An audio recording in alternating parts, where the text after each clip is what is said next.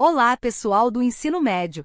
Vamos embarcar em uma viagem no tempo para entender um período super importante da história europeia, a Alta Idade Média, com foco na formação dos reinos germânicos. A Alta Idade Média, o início de uma nova era. Imagine que o poderoso Império Romano do Ocidente, que dominou a Europa por séculos, estava em crise profunda. No século V ele finalmente ruiu. Mas o que veio depois? O vazio? De jeito nenhum. Nesse cenário de instabilidade começou a surgir uma nova Europa, moldada pela fusão de culturas. É aqui que entra a Alta Idade Média, aproximadamente do século V ao X. Quem eram os povos germânicos?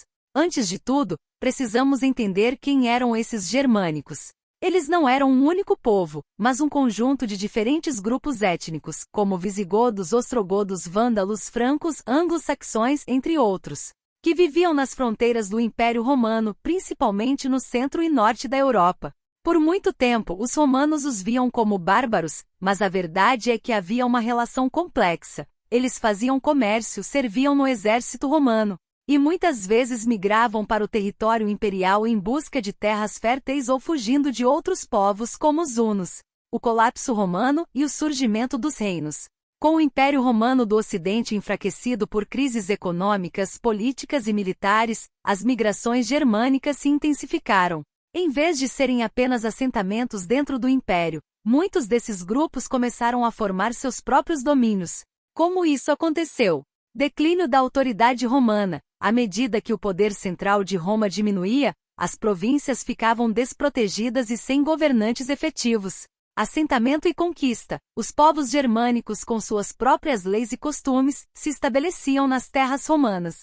Às vezes isso ocorria de forma pacífica com acordos de federação, onde recebiam terras em troca de apoio militar, outras vezes, era por meio de conquistas violentas.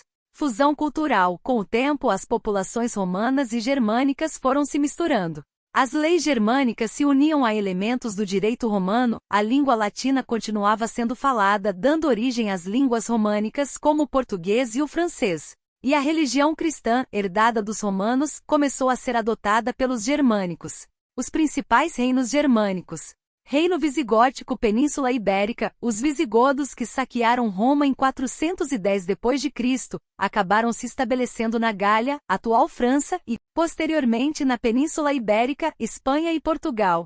Eles foram importantes na manutenção de muitos aspectos da cultura romana, mas foram conquistados pelos muçulmanos no século VIII.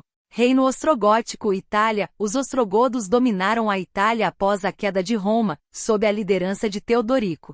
Tentaram manter a estrutura romana, mas o reino durou pouco, sendo reconquistado pelo Império Romano do Oriente Bizantino. Reino Vândalo, norte da África. Os vândalos criaram um reino poderoso no norte da África, com uma frota naval que atacava o Mediterrâneo. Conhecidos por seus saques, também foram subjugados pelos bizantinos.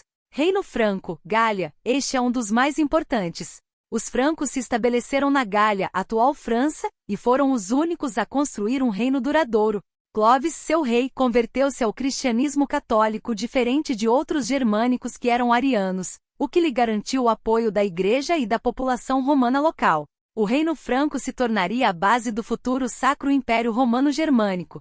Reinos anglo-saxões. Grã-Bretanha. Após a saída dos romanos, os anglos, saxões e jutos invadiram a Grã-Bretanha, estabelecendo vários pequenos reinos que mais tarde se uniram para formar a Inglaterra. Características comuns desses reinos. Apesar das diferenças, esses reinos germânicos compartilhavam algumas características. Sincretismo cultural. Mistura de tradições germânicas, como o direito consuetudinário, ou seja, baseado nos costumes, com a herança romana, administração, latim e cristianismo.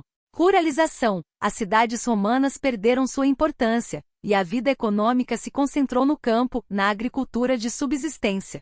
Descentralização do poder. O poder real era muitas vezes limitado pelos senhores locais, dando os primeiros passos para o que seria o sistema feudal. Importância da Igreja. A Igreja Católica se tornou uma das poucas instituições organizadas e com autoridade moral na Europa Ocidental, exercendo grande influência política e cultural. A formação desses reinos germânicos é o ponto de partida para a construção da Europa medieval.